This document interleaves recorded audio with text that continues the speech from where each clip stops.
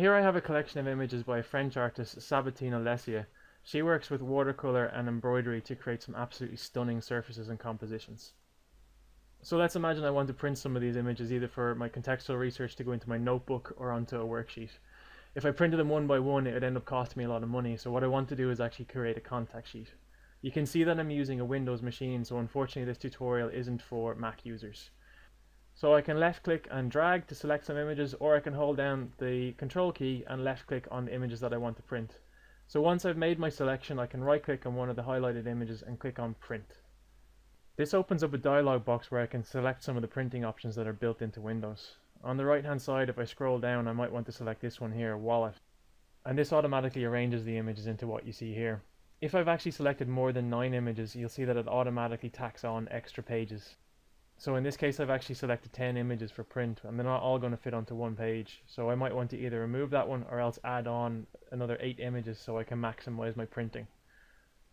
I'm working away at home, so I have my printer plugged directly into my computer, but you won't have that luxury in college. So what you might need to do is select one of the options that are in here, Microsoft Print to PDF.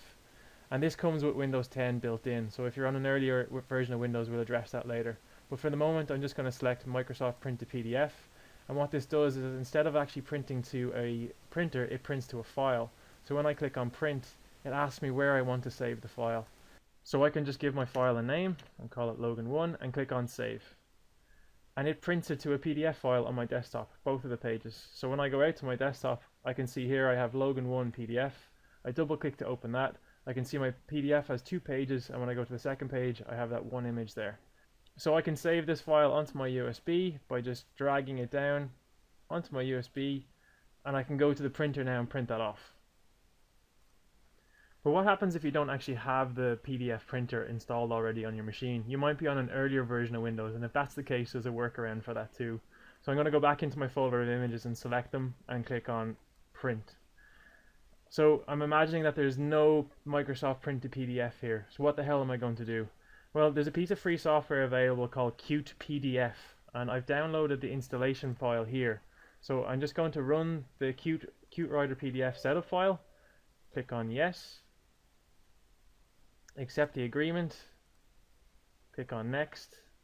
Now because this is free, you're going to get this crap all the time and you don't want it. So it's offering to install an extra app. So if you just click on cancel, it'll ask you to install another one. You can click on decline. I don't want to speed up my PC, thank you very much. And then we get to the actual installation of the piece of software we want without the bloatware.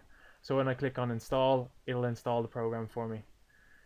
It also will ask you for this little converter. It needs to download that automatically, so you'll need to be connected to the internet. So you can click on yes, and it will go off and download the required file and automatically install it for you.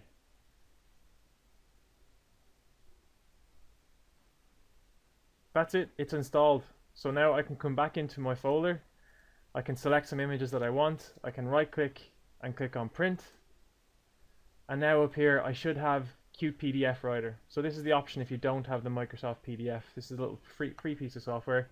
Click on that and it's the exact same process. So on the right hand side I select the amount of images I want, I can click on wallet. In this case I've selected more than 9 images, so it's automatically tacking on an extra page. And then when I'm ready, I can click on print. It'll open up this dialog box and ask me where I want to actually save the document, and I'm just going to go up to the desktop. I can call it Wallet9, that's fine, and click on save.